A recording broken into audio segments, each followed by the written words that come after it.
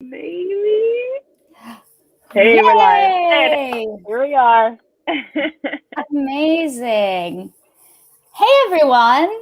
Anyone and everyone who is watching. Thanks for being here. I'm super excited because I've been watching these as a silent party, and now I get to sit and listen live, which is awesome. We're really tackling a big one on this Friday. I love the ambition and I'm ready to get going.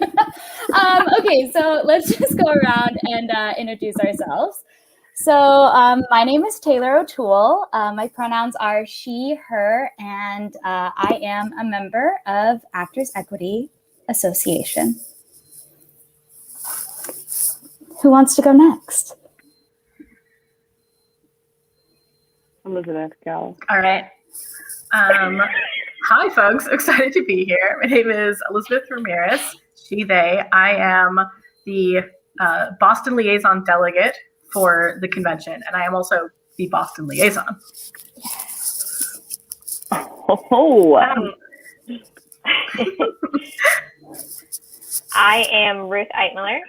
My pronouns are she, her, and I'm one of the Western Stage Management delegates based out of Seattle. Awesome. Hello, everyone. My name is Sarah Quinn Taylor. My pronouns are she, her, and I am an Eastern Chorus delegate. And my dog may pop in and out because inevitably when I start talking, he knows I'm talking to people and pops in. So, yeah. He's more than welcome. You know, I love Harvey. Okay, so let's read this mission statement code of conduct. Does anyone want to read it, or do we want me to read it? I don't mind. Elizabeth is muted, so it's not going to be her. Okay, I'll read it. Okay. The Transparency Coalition is a group of Actors Equity Association delegates dedicated to leadership and communication that is truly representative of our union's members.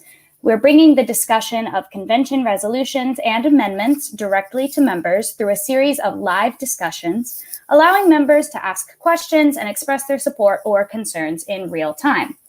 We are committed to creating an environment that is rooted in respect so that we can productively create and sustain this inclusive, respectful, brave, safe space to discuss complicated issues. We will always extend that respect to members watching, and we seek the same in return.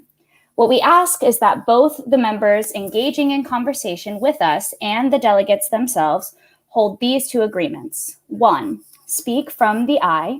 2, confront confusion or discomfort with curious questions.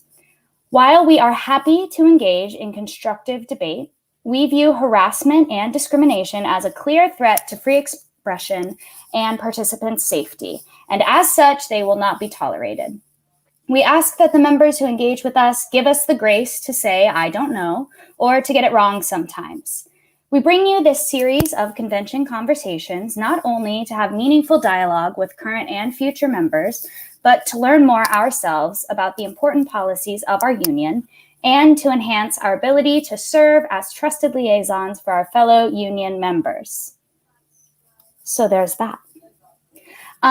So for everyone watching and participating, we would love it if you have any questions or comments to share those in the chat. And as we get them, I'll pass them on to everyone on the video. And with that, should we get going? Let's do it. Perfect. All right. SQT, you're up, girl. Okay, so huge day today. As Taylor aptly said, no time like Friday at 5:30 Eastern to just dive right in. So I'm actually the first resolution that we're discussing today. I am a co-sponsor of it, and it's about state-based single-payer healthcare. And so I'm giving a brief, I'll try to be brief, just like overview of it. Basically, I'll drop in the comments, but there is a working group of people that are delegates but also members at large that got together and were like, we believe healthcare is a human right and that all Actors Equity members should be covered by some form of healthcare, and that the union should use their position to fight for it on our behalf. So I'm dropping in the chat right now, AEA for single payer.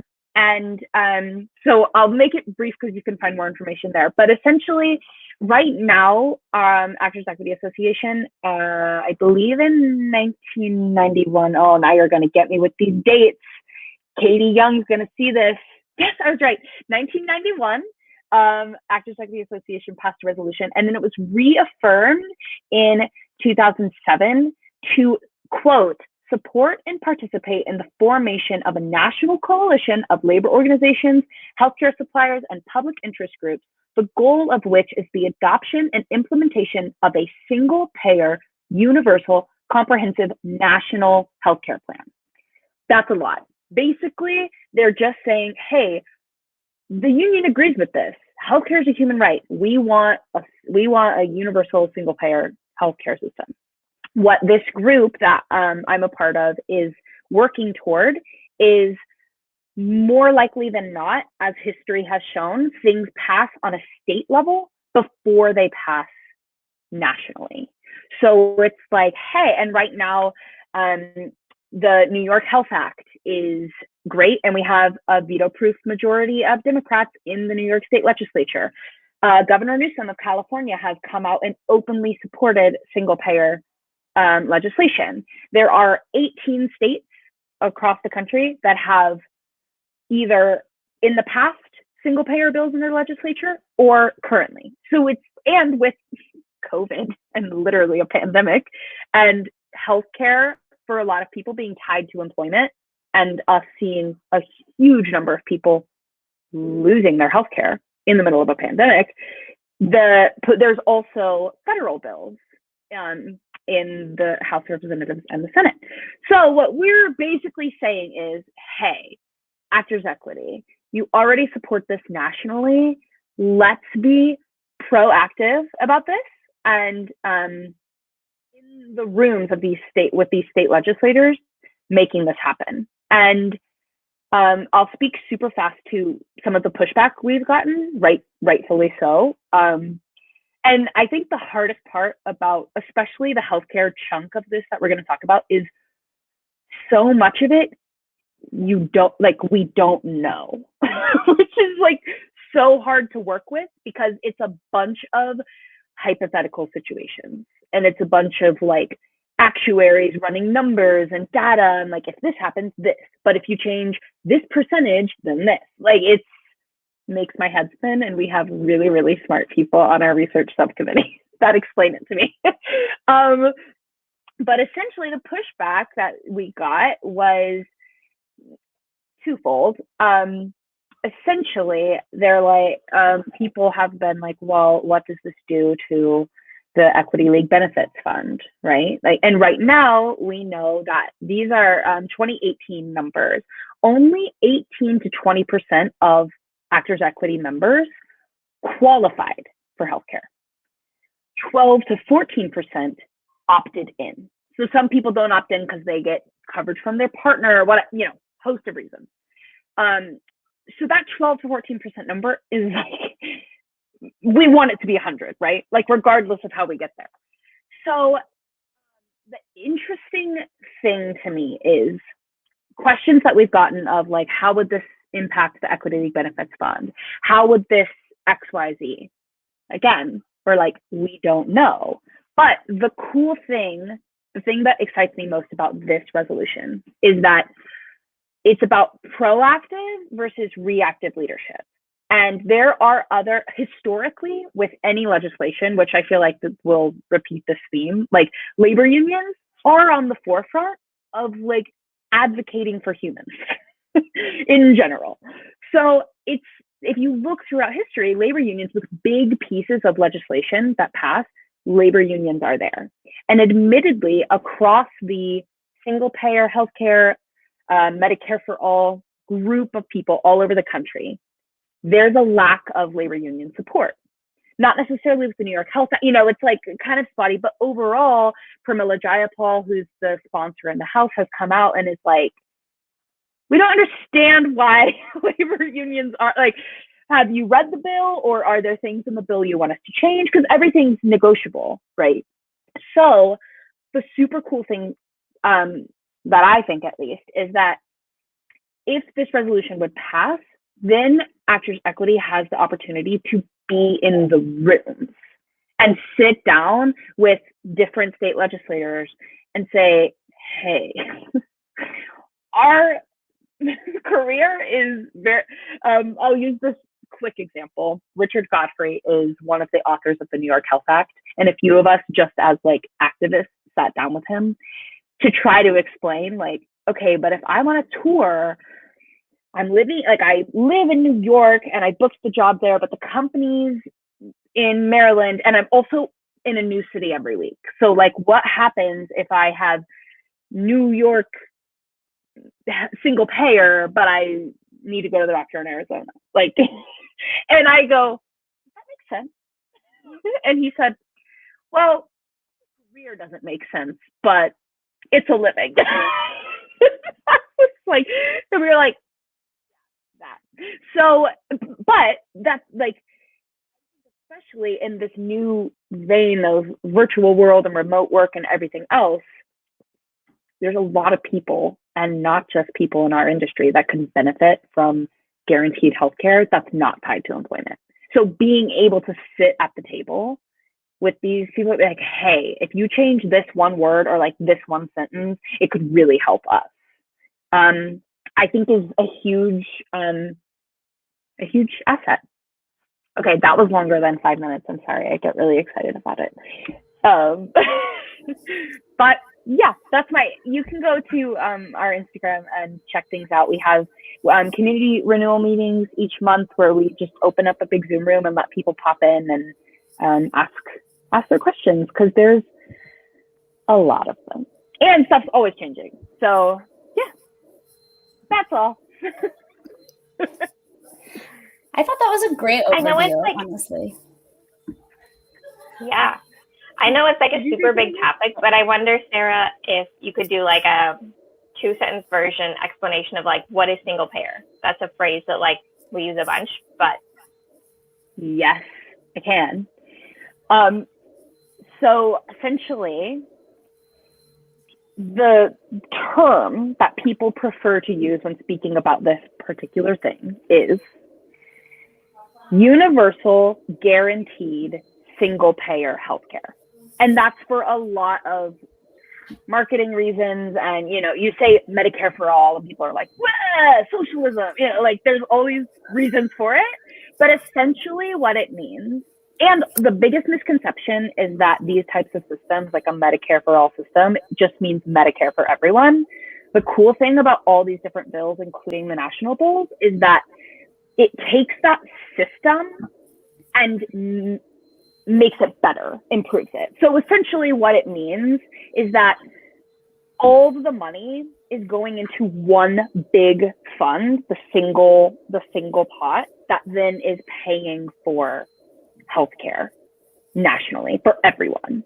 So if you are living in the United States and there's controversy about whether that applies to non-citizens or not, there are people that feel ways about that.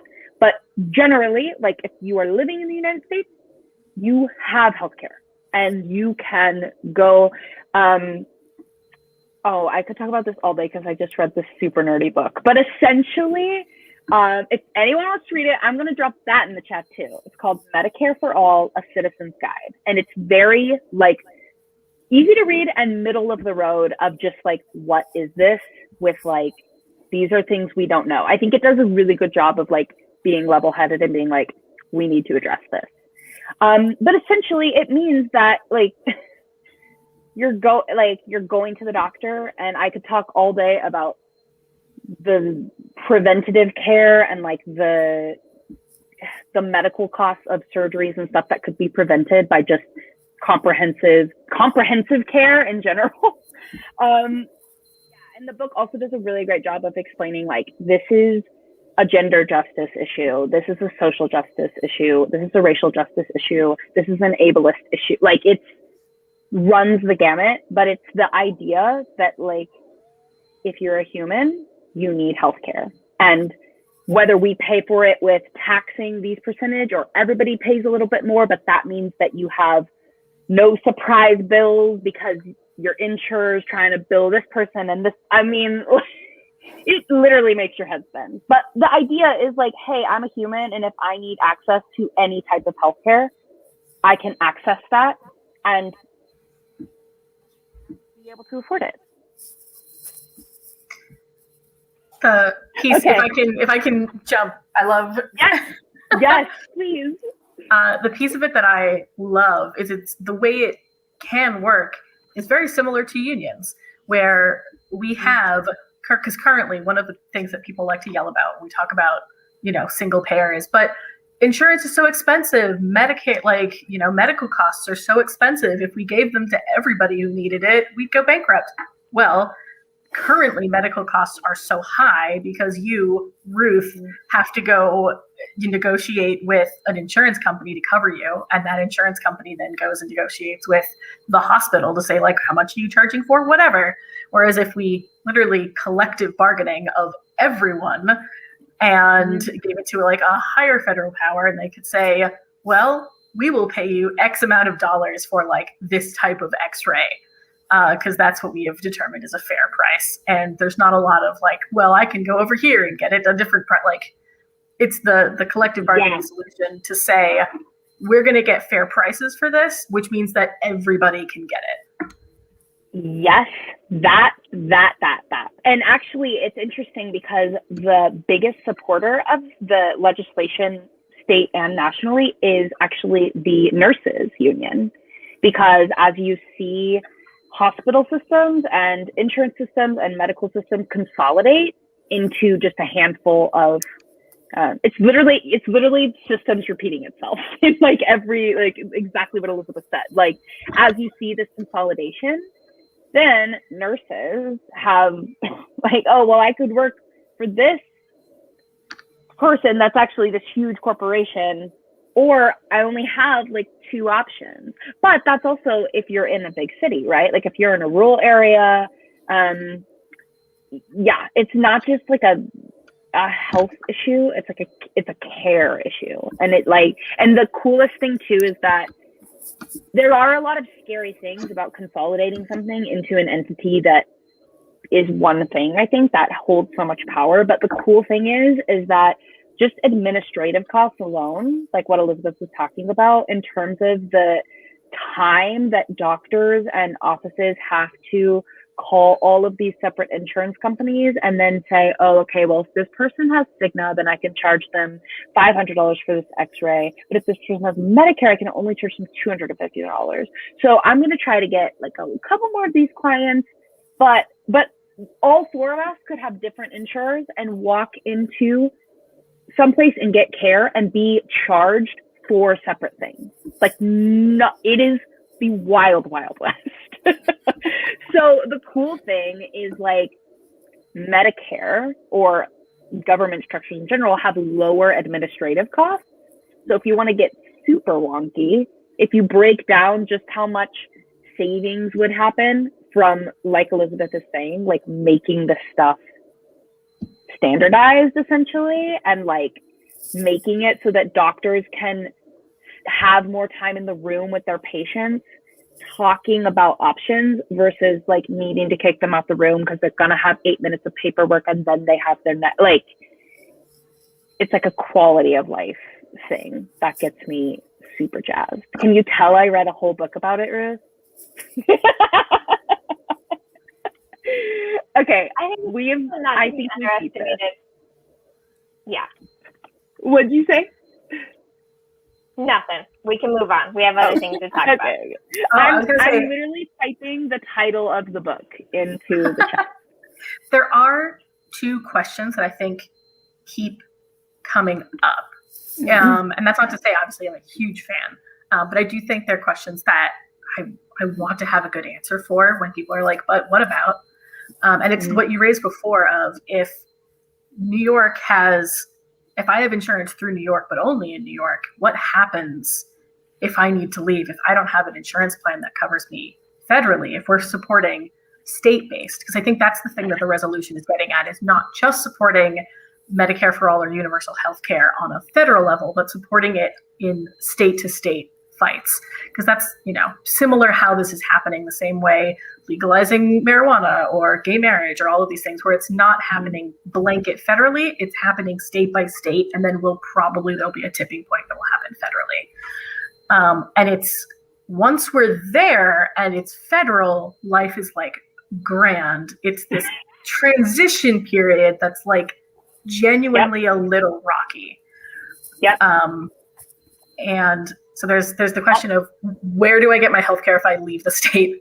And there's the question of, what happens if all of the healthcare contributions that are coming from New York, say, don't happen anymore, because those contributions that employers were making are now going into the New York single payer pool instead of our current Equity League Benefits Fund pool. Then the fear is that the fund would go bankrupt very quickly, and that would leave people in Arizona or Oregon or wherever without the option of the healthcare, but also without the option of the single payer, because it hasn't happened in their state yet, which is sort of it's rough. Yeah. Two things. The first one's way easier to answer, because essentially, money, it's all about how the money's exchanging hands versus who's doing that. So, for instance, if I live in New York and I am on this New York Health Act, and then I go, because I asked about this specifically, because I was like, essentially what happens is, right now how the bill is written, right? So it's like, and this is still like, how can we, Stagehand Union, IATSE actually negotiated with New York Health Act for specifics, because there's so many people that work in New York but live outside. So how does that work? All this stuff. But essentially what would happen is, if I'm on tour and I need to go to the doctor in Arizona, I go to the doctor in Arizona, and then they bill New York State. Whereas they would bill, there's some, I was talking to Katie Young about this, because she's another co-sponsor in the bill and literal policy genius. And sorry, my dog is literally whining. And she was saying that there's some interesting language right now and unspecific language around the types of services that applies to, like primary care versus emergency versus whatever. But the general idea is that New York State then becomes the money managing entity versus the private insurer. On that topic, there's super interesting, the system that we're kind of looking at mirrors more of Canada, where private insurers still exist. And this blew my mind. If you have, because you can still buy into other private insurance plans in Canada, but what those insurance companies do in Canada to sweeten the deal is they offer either exclusive access to whatever, or they'll literally offer a cruise or something. For they'll be and if you buy our healthcare, you get a yearly cruise. And I was on the ocean? They're yeah. So that's an interesting, but essentially nothing changes, right? It's just where the money's going. To that end, which also ties into your second question, the transition period, most of these transition periods are anywhere from 2 to 4 years. And there's job retraining specifications, whatever, but there is also potential for, if Actors Equity, for instance, would pass this and then can be in those negotiating tables officially, there's a possibility that they could negotiate in the language that hey, can the Equity League Benefits Fund still collect the money and then just pay the portion of it that needs to go to New York State, if that makes sense. So, and then it gets, and we talked about this a lot because, of course, being a national union, and already there's a narrative of like, oh, you're so New York centric, you only care about Broadway. Like there, and that is all valid concerns. So we worked really hard to avoid that. Just because like, it just happens that New York is like, has a Democratic legislature right now. Like it's not a New York thing, but how do we say that? So, and this gets like so policy wonky, but essentially there may be a way for the Equity League Benefits Fund to still be like the transitioner of money. And then depending on how it went with bargaining or whatever else, I don't want to show our hand, but like there's a possibility to negotiate things where like there could be leftover or whatever. And Katie actually did this amazing presentation for us, like breaking down the way the contributions even to the Equity League Benefits Fund work, and like the percentages, and like half of it truly went over my head. But it's very interesting, the idea that Broadway props up the Equity League Benefits Fund is true to an extent, but like there is a little bit of what's happening, like where is the money going? Like I know Taylor specifically has been like a week away from collecting like qualifying. So what's happening to all of the money that people are paying in and then they're still not qualifying? So and this may actually be the perfect segue into the next resolution, but there's this weird thing that's like, there's a potential, and I don't want to speak specifically to the numbers, but like there may be a situation where those unused weeks are actually propping up the yearly coverage of Broadway. Am I making sense? So it's like yeah. almost the reverse of like, because also as someone that's another thing, I have almost the entire time I've been in the union, I've been fortunate enough to qualify for the healthcare. So like, I'm about to lose it in a month, and I'm like in best case scenario, and I still am like, yeah, I wish that single payer would happen. Like yeah, I'll give it up if like everyone could have it. But there is this weird, because our healthcare plan is really, really good. And the fact that like pre-pandemic, we only paid $100 a quarter for it. I should have known, like when Katie gave this number wonky presentation, I'm like, I should have known this was like, but essentially there's like pretty good evidence to suggest that like, if you took, even if New York and California passed, that's over 50% of membership that has benefits compared to like 12 to 14 now. But there's definitely, to end this, there's definitely potential at the table, both with the legislatures and writing the bill and at the bargaining table, to figure that out so that in the meantime, the Equity League Benefits Fund staff can keep their jobs, and members outside of the regions may actually have I don't mean outside of the regions, I mean outside of New York State or California, assuming hypothetically that like those two passed, forgive me. Outside of those two states, there's like really cool, potentially exciting evidence to suggest that a lot more people could also qualify in the meantime. The plan may look like I do not envy Equity League Benefits Fund if this kicks up steam. But like the specifics are interesting, but there is, and this is the perfect segue, because yeah, you have all these people paying money into the fund that then aren't qualifying. Yes. As that person, it's frustrating. I was texting Sarah right before this, and I was like, It's really fascinating because I joined Equity in 2018, and both years I had 10 weeks of work. And I was like, well, there it goes. So I'm all for it. But you bring up a really interesting point. I wonder how many people are in a situation very similar to me, and what kind of what those numbers would look like. If you want more info about that resolution, Sarah put the Instagram in the comments. I highly recommend following it. Also the book, she just posted it. Drop the book.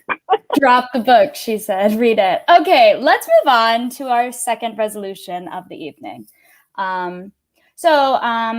This one is about protecting and enhancing members' retirement and health benefits.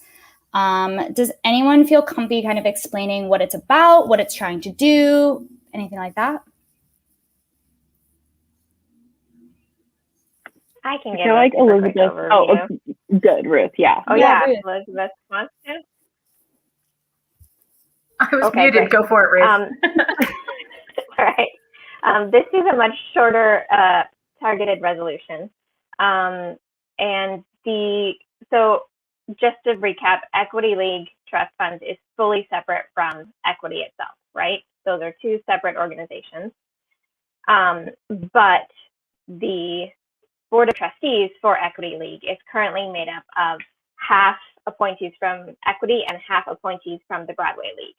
And this resolution is asking that the Equity Executive Director be required to be one of those trustees to the trust funds, based on the assumption that the Executive Director has the most authority and knowledge of the union's interests, activities, goals, and plans.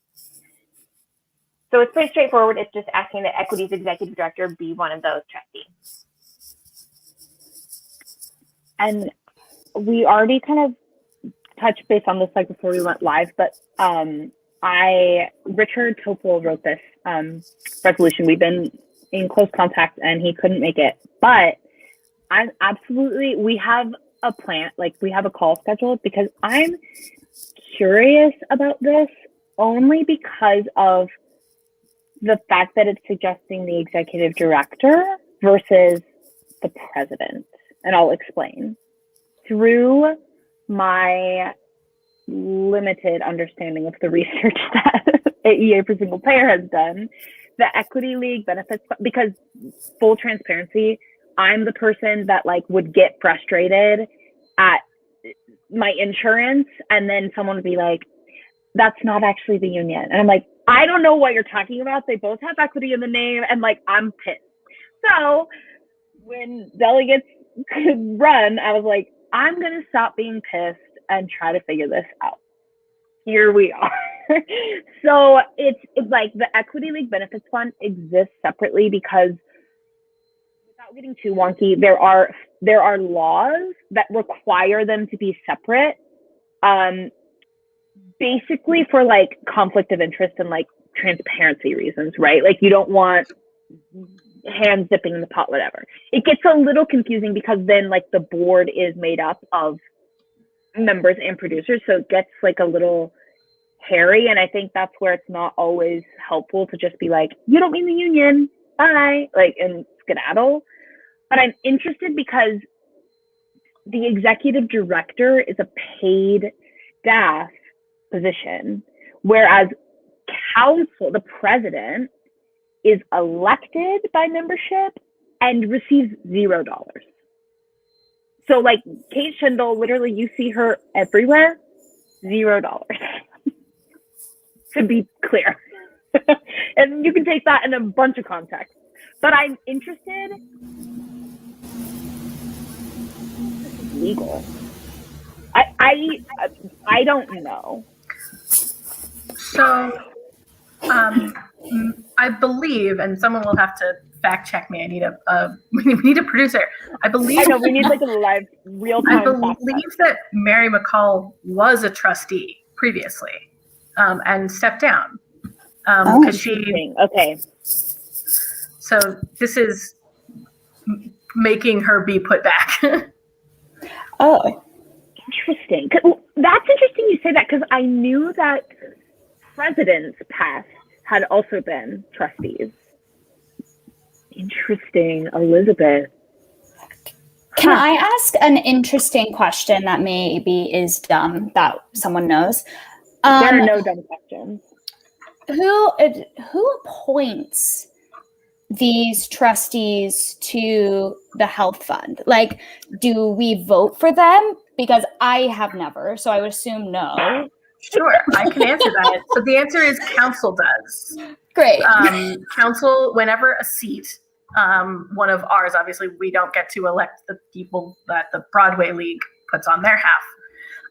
But when a seat comes up, council can,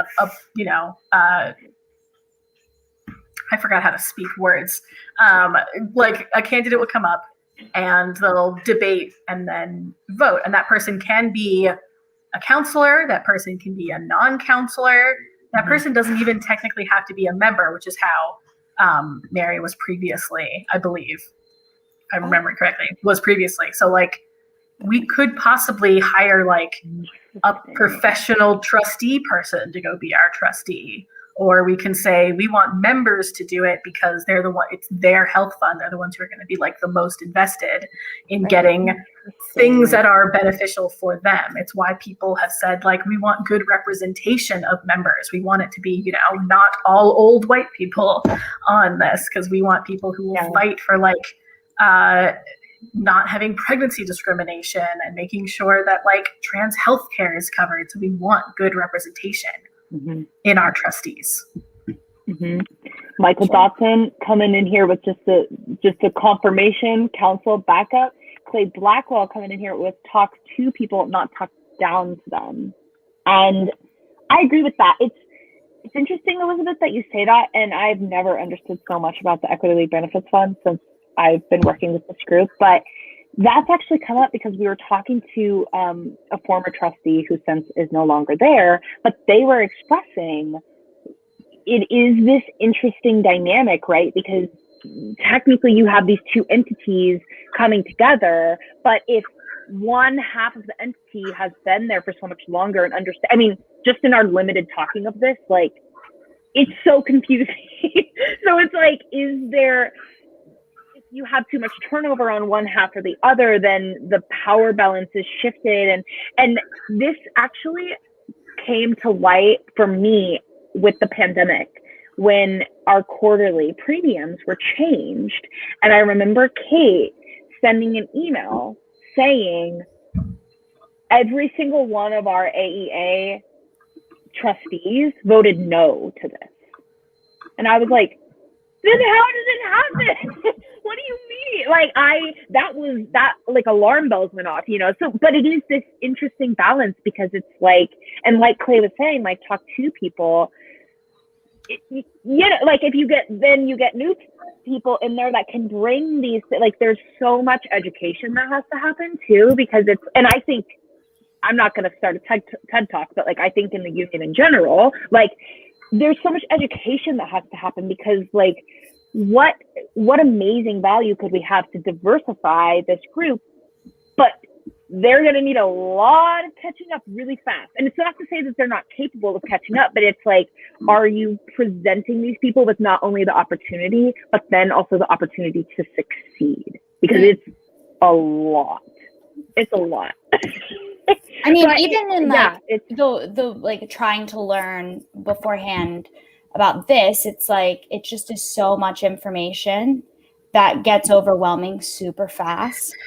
And it's like expecting one person to learn all of that in a split second and then hop on a board and be like, I'm now representing a union. That has to be scary and intimidating and something that I don't know if I'd volunteer for. So the way it works now, again, I'm like pulling all my like acknowledgement. I've been just knee deep in equity things for like months because of being a delegate. I feel like not only a delegate, Elizabeth is also co-chair of the convention committee. The resolution subcommittee. Resolution subcommittee. So literally, Elizabeth has spent countless hours with a bunch of other people. I mean, just I eat, sleep, breathe all of these resolutions.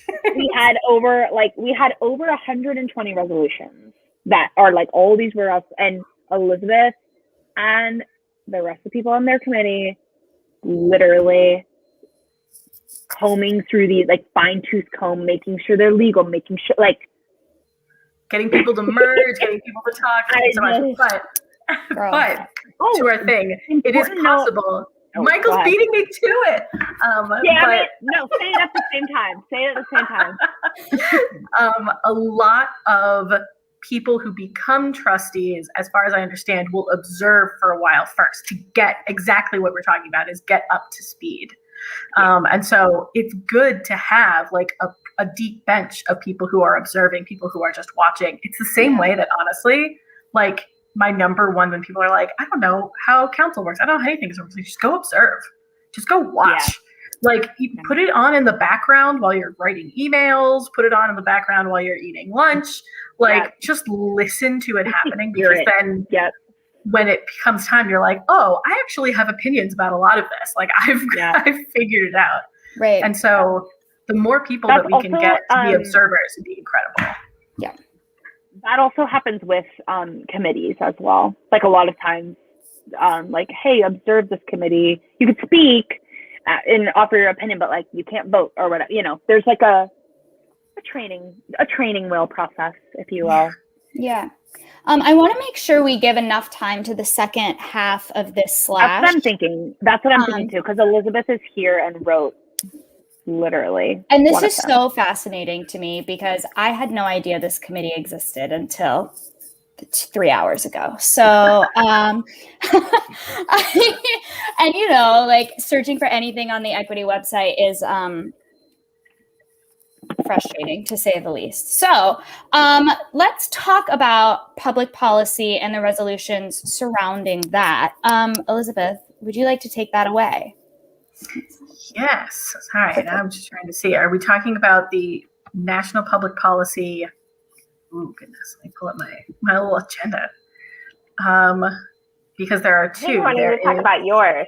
Right. Oh, mine. I can talk about mine. Absolutely. Yeah, let's talk about yours. We can honestly in PPC will probably come up. It definitely will. So yeah. Elizabeth, great. You have the floor.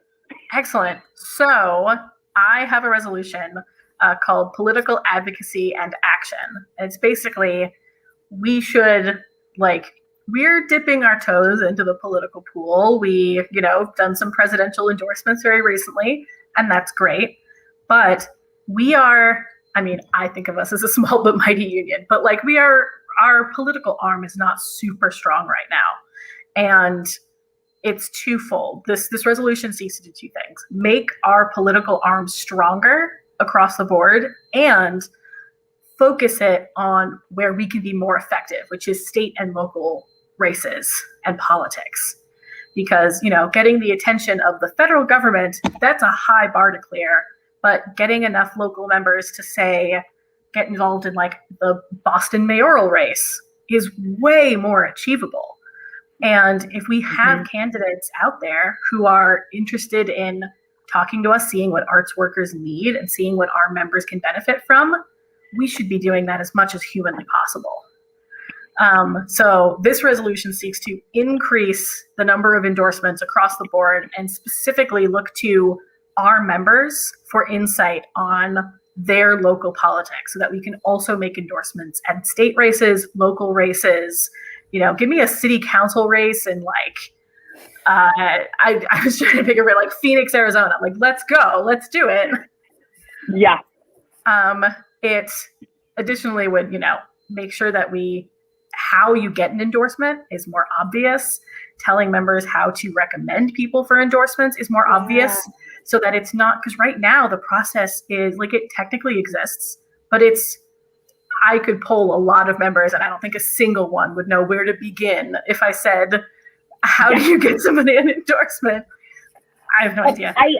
I also think it's interesting because what you're talking about is already happening.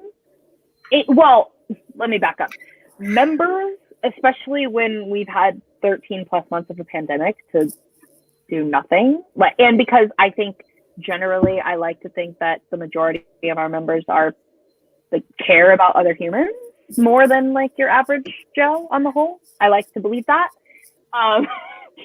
It's already like you can scroll through your Instagram and you see people activated around things that are so how cool to have this opportunity to back those people up, like wind at their backs with Actors Equity. Like that is it's so exciting to me. How do you this may be in the resolution. How do you foresee this happening? Does that make sense? Yeah. Like, is it through the National Public Policy Committee or like what? How? A lot of it would be, and part of that's almost certainly going to be like expanding that committee. I talked a lot with Marjorie Horn, who is one of the co-chairs of that committee. So like, I was definitely being like, what is happening now, and how can we make this better? And she's one of my co-sponsors on this. So like, definitely. This is like thumbs up approved. Like these are things I think we can do. And part of it is we need a political director, like a staff member who is our political director, somebody whose whole job it is to help us set public policy goals for the union, and then like go achieve them. We want to be like out there on social media. We want to be rallying members both in our big office cities and on like local levels. We want to be out there doing those things. We want to be lobbying politicians. We want to have the kind of endorsement where politicians come to us because ours is an important endorsement to have, right? That's where we want to be. And so the other part of that is setting up a PAC fund, which sounds scary because people are like, PAC money, but I'm scared. People get scared. But like, it's not, we're not going to like, take it out of your paycheck. It is a voluntary, it doesn't even have to be money, right? It can be. So it's a savings account that, we have to set up in certain legal ways that says you can donate into this pool of money that we then use to like, our endorsement could come with a political donation, because that makes our endorsement way more interesting for politicians. Totally. Or it could be something like, we have a lot of member producers who might have theaters or space to be like, we can donate venue space for you to have a rally. We can donate, I don't know, and this is pure speculation. I absolutely have not checked. I don't know if we can do things like donate time or services. I don't know if we can, because again, we have a lot of people who can like entertain folks and host events. That would be incredible. To say like, we can't give you as many dollars, but we can like get out there and volunteer for you. Like we can rally people. Sing for you. We can sing for you. Sing for you. Which seems silly, but that's a good way to get, eyeballs on your campaign. Yeah. I mean, it honestly, like, to me, that is a no-brainer. Like, yes, absolutely, sign up, let's do it. I wonder, though, have you, like, gotten any kind of pushback on that? People kind of resisting this idea or saying, like, we want to stay away from, like, what has the reaction kind of been like, other than, like, absolutely, where do I sign up? The reaction, it hasn't been as much like, boo, I hate this, as, is this going to cost us too much money? Like, is this worth it? Which is why I built into the resolution that, like, don't hire a political director tomorrow, because we still need to reopen the entire American theater. But, like, in the next 3 years, before, was that too real for you, Sarah Quinton? Sorry, I was go on. But in the next 3 years, when things are, pray to God, back and running, then we can start looking toward, long-term investments, like how do we make this union, politically strong? And that's when it's like, let's get us a political director, let's set up these funds, let's see what we can really do. I have two immediate thoughts. One is just for context. I think that's helpful because it's something that I didn't understand, and it helped me develop empathy about these things. Because it was very frustrating for me personally to be so involved in this past. Well, I admittedly am always politically involved. That's like why I was like, I have to be at this conversation. But the Actors Equity came out and like endorsed Joe Biden for president, and then they hosted this phone bank, and I showed up, and there were like maybe 40 people, the first one, and I was like, what's happening? Because when I'm on my Instagram and I'm following all these people and all these Broadway people and all these big TV and film and whatever, they host phone banks and they have hundreds of people, and including like fellow union members. So I'm like, so I spent so much time being like, okay, where's the disconnect? And I love the idea of a policy director, because just for everyone to understand, I already said Kate Shin will make $0. Like I've just been like a big spoonful of empathy. I try. Right now with our staff, and this is like regardless of people being furloughed, like communications is also like public policy. Like it all is like one thing. Not to say that it's one person. There's a few people, but like the head person, like director of all of it. That's a lot. It's like so I just think that this is so important for every reason that you're talking about. My question, this is where I see pushback. Not from me.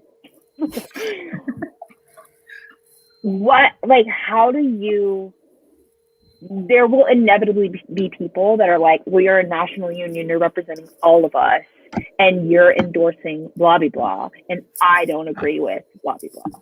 So does it I hope it doesn't turn into like everything that I guess it goes back to so National Public Policy Committee, I think, correct me if I'm wrong, right now, the National Public Policy Committee, first of all, is counselors only. Currently it does. There is yet another resolution out there that would say open that committee to anyone who wants to join. Amazing. Thank you, Matt DeSilva. Delegate Matt DeSilva wrote that resolution. So regardless, say that it passes, and then anyone can be on it. Correct me if I'm wrong. Right now, the pathway is National Public Policy Committee votes and says, we want to endorse Joe Biden. Then they take that to council, and then council votes? So, sort of. Okay. They have... So, and this is helpful too on the like, but who are we endorsing and what if I don't agree? Yeah. So we set our like political goals and we say things that we want to advocate for, and here's a list. And then if we say we want to get involved in this race, we want to get involved in the presidential race, we look at the committee would look at all of the candidates running and say, who fits this list? Which politician checks off all these boxes? And so it's not saying like, we love the Democratic Party and we're going to endorse whoever runs. It's saying like, if somebody in whatever party fits this list the best to say like, these are the things that we have voted, these are the things that we say this union is advocating for, whichever politician that is, they are the one who's going to get our endorsement. And so then I like that. They are looking for that person who fits our list of priorities the best, and they're going to take that person to council. They're going to discuss and vote. I love that, because then if there's pushback, it's like, well, here's the list, here's the check marks, this is what we all decided on. Yeah. So there's verifiable. Yeah, it takes smart. Because I also remember I was observing a council meeting one time, and that's why I had this question, because if I vaguely remember, there's also the like, obviously the ability of the union, which is why this is so exciting, because it's like in any arena, if we build this sort of momentum, then we can write to these people and be like, hey, Michael Dawson said, so Actors Equity like reached out to both the Biden and the Trump campaign for like my example, but in general, like you can reach out to these campaigns and be like, if this is an important issue to us, what's your stance on it? And if you want our endorsement, you should do this. And like, that's exciting, because that's how we really start to change the system within another system. And all of these systems are parallel working to be oppressive and everything else. So it's like, why wouldn't we be doing this? Oh, this is so exciting. So I've converted Sarah Quinn Taylor. I'm good. She was scared by the PAC, but now the PAC. I'm not gonna lie. The PAC had me. I was like very yes and when I was voting for resolutions to go to convention, because I'm like, let's try. And everyone's like, Sarah, please. But I am going to be fully transparent that the use of the word PAC, I was like, I don't know. Knew it. Elizabeth wrote PAC and was like, oh, Sarah Quinn Taylor is going to give me shit. Yeah. I wrote, and for everyone who has not seen the resolution, which I hopefully will come out after we pass these. Let's hope it get passed first. It says PAC and then political action committee. Of that's what that means, because I don't think people talk about what is a PAC? It's a political action committee. Right. Totally. It's like Medicare for all, and immediately people are like, socialism. No, yeah. No. Just for people, i.e. me, so right now, how does the system work? What is this National Public Policy Committee, and who are they, and what do they do? Just so people know where we are versus where we're trying to get to with these resolutions. Sure. I mean, they do. The thing is, they do a lot of this already. We're trying to streamline the process, make it more transparent and accessible, and also ramp it up. Let's do way more of it. Right. Right now, the National Public Policy Committee handles a lot of the, anything from any political stance we might take for Medicare for all, or climate change, or a lot of the push that we've seen on the HEROES Act, and any time that we're out there lobbying for legislation or endorsements. I know the National Public Policy Committee got involved in a Kansas City. There was legislation there, and they had a really successful campaign. All of that goes through the work that they're doing. Right now, it's a counselor-only committee currently, but like I said, we're hoping to change that so that it can be way more voices in the room. Cool. And that's, so a lot of these things that we're talking about, they do already, but we're just trying to make it better.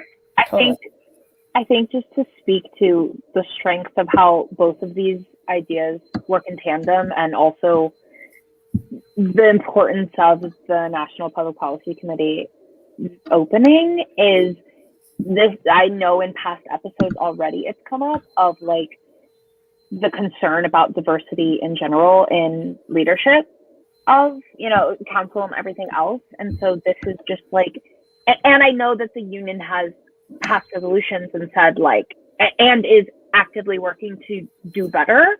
So this is just another avenue where it's putting actions towards, of affirming that, of yeah. And I think that's the most exciting thing looking to this convention, and it being the first one. It's been a lot, but I think that that's the most promising thing, is if we continue to just keep hearing each other and keep yes-anding, so to speak. There's a super cool opportunity to educate people and bring them into the fold, and all of us act collectively together, that. And I choose to believe that, and I have to believe that to continue waking up in the morning. And this just got really dark at the hour mark. That's it. I think the thing that makes me hopeful and anyone who's been in any of these like equity circles for a while will always hear anytime you're like, I want to make things better, someone's like, join a committee. But I would love to change that to join a campaign, whether that's like go observe a negotiation, or hopefully if this takes off, go like work with the union to achieve a political goal. Like committees work long term, and the wheel of change in committees right now is pretty slow turning. And so like it can be if someone's like really fired up, it can be like kind of demoralizing to be like, join this very large committee. It meets not that often and change happens very slow. You're just like, cool. Elizabeth, you are speaking into my bones right now. Okay, that's all. And so this is saying, instead, if we opened this up and we made more room for people in our national public policy, and say like, let's go do a specific thing. We might not always win if we're trying to get somebody elected who's going to help us in the arts, or get a piece of legislation either passed or not passed. But it's much more active. It's much more involved. It's saying like, let's get on the phone. Let's get out into the streets. Let's go do a thing. Like that builds solidarity so much faster. So that is sort of the like spiritual goal of this. I also think the part of this that acknowledges that it's not just national candidates or policies, acknowledging that there is a lot that we care about that's close to home for wherever we're at, and engaging with that too. Yeah, and I think the part that's exciting to me is like the whole idea of streamlining or opening it up to people who might not know where to look or where to go, especially for those local elections and campaigns and things like that. You don't want to reach out to Kate Schindel, who gets, as Sarah says, $0 about like your city council election. You know what I mean? Like that feels, so I think knowing a way, streamlining that process, it would be amazing. And honestly, still Kate would probably still reply to your email and be like, you want to set up a call about it? I can watch it. And you're like, no, Kate, please rest. You just got off of 5 news interviews. Like, please rest. It's okay. I can do it. I'll just point out really fast that Michael, again, said the pushback will probably come from those with differing political views. But I like what you said about that, Elizabeth. Like I hadn't thought about it that way. I just thought, they reach out and then, majority wins sort of thing. Yeah. But I love that you can center it around policy. And I love the potential for activism and education that comes in that alone. Yeah. And like, there are always going to be people who are like, boo, I hate this. I mean, there were plenty of people who were very mad that we endorsed Joe Biden. Who were just incensed that we did that. How dare we? Oh, I wish those emails went to my inbox. You don't. My little promise. No, ma'am.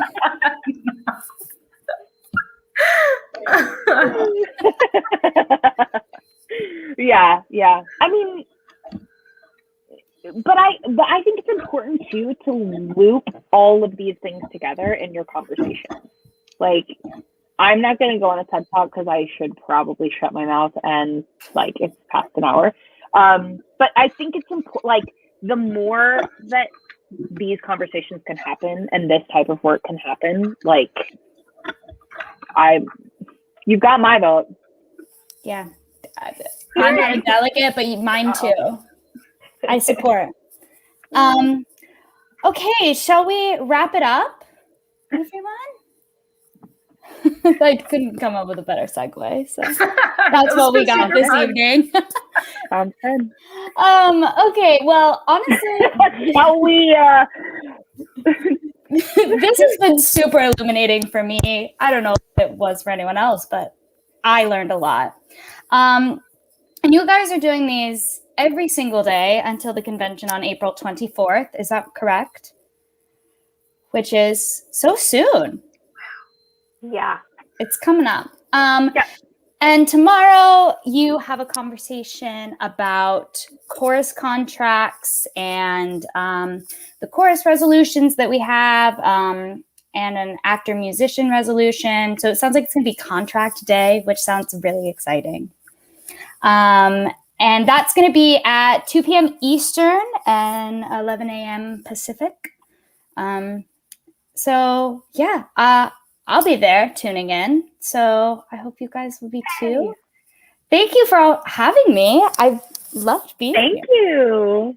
Thanks for hosting. Thanks, y'all. Anytime. All right. Bye.